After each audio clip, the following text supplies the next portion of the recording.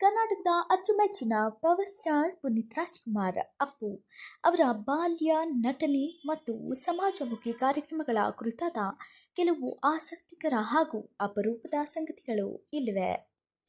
ಪುನೀತ್ ರಾಜ್‌ಕುಮಾರ್ ಅವರ ಅಸಲಿ ಹೆಸರು ಲೋಹಿತ್ ಹಾಸ್ಯ ಲೋಹಿತ್ ಎಂದಿತ್ತು. ಬಾಲ್ಯದ ನಟನೆ ಮತ್ತು ರಾಷ್ಟ್ರ ಪ್ರಶಸ್ತಿ. ಬಾಲನಟನಾಗಿ ಹಲವು ಚಿತ್ರಗಳಲ್ಲಿ ನಟಿಸಿದ ಅವರು ಬೆಟ್ಟದ ಹೂ ಚಿತ್ರದ ಅಭಿನಯಕ್ಕಾಗಿ ಅತ್ಯುತ್ತಮ ಬಾಲನಟನಾಗಿ ರಾಷ್ಟ್ರೀಯ ಚಲನಚಿತ್ರ ಪ್ರಶಸ್ತಿಯನ್ನ ಪಡೆದಿದ್ದರು. ಚಿತ್ರರಂಗ ಪ್ರವೇಶ.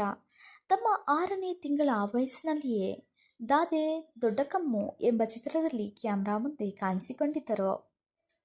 ನಾಯಕನಾಗಿ ಮೊದಲ ಸಿನಿಮಾ 2002ರಲ್ಲಿ ಪೂರಿ ಜಗನ್ನಾಥ್ ನಿರ್ದೇಶನದ ಅಪ್ಪು ಚಿತ್ರದ ಮೂಲಕ ನಾಯಕ ನಟನಾಗಿ ಭರ್ಜರಿ ಎಂಟ್ರಿ ಕೊಟ್ಟಿದ್ದರು.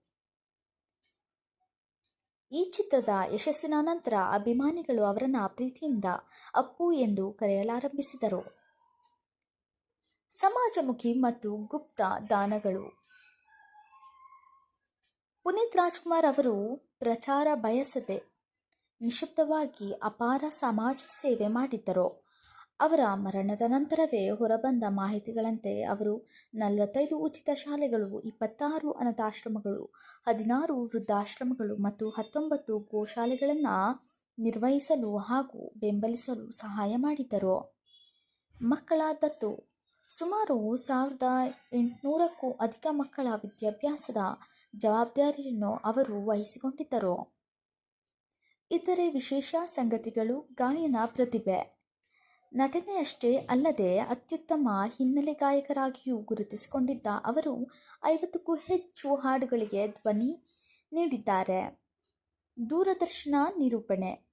ಕನ್ನಡದ ಜನಪ್ರಿಯ ಕನ್ನಡದ ಕೋಟ್ಯಾಧಿಪತಿ ರಿಯಾಲಿಟಿ ಶೋ ಅನ್ನು ಯಶಸ್ವಿಯಾಗಿ ನಿರೂಪಣೆ ಮಾಡುವ ಮೂಲಕ ಕಿರುತೆರೆಯಲ್ಲೂ ಹೆಸರು ಮಾಡಿರುವಂತಹ ಪುನೀತ್ ರಾಜ್‌ಕುಮಾರ್. ವಿಶೇಷ ಗೌರವಗಳು.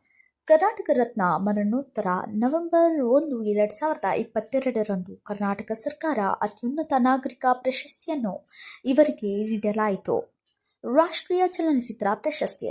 ಅತ್ಯುತ್ತಮ ಬಾಲ ಕಲಾವಿದ. 1985ರಲ್ಲಿ ಬಿಡುಗಡೆಯಾದ ಬೆಟ್ಟದ ಹೂ ಚಿತ್ರದ ರಾಮು ಪಾತ್ರಕ್ಕೆ ಈ ಪ್ರಶಸ್ತಿ ಲಭಿಸಿತು. ಕರ್ನಾಟಕ ರಾಜ್ಯ ಚಲನಚಿತ್ರ ಪ್ರಶಸ್ತಿಗಳು. ಅತ್ಯುತ್ತಮ ನಟ 2007 ಮಿಲನ ಚಿತ್ರ. 2010 ಜಾಕಿ ಚಿತ್ರ. ಅತ್ಯುತ್ತಮ ಬಾಲ ಕಲಾವಿದ 1982-83 ಚಲಿಸುವ ಮೋಡಗಳು ಚಿತ್ರ.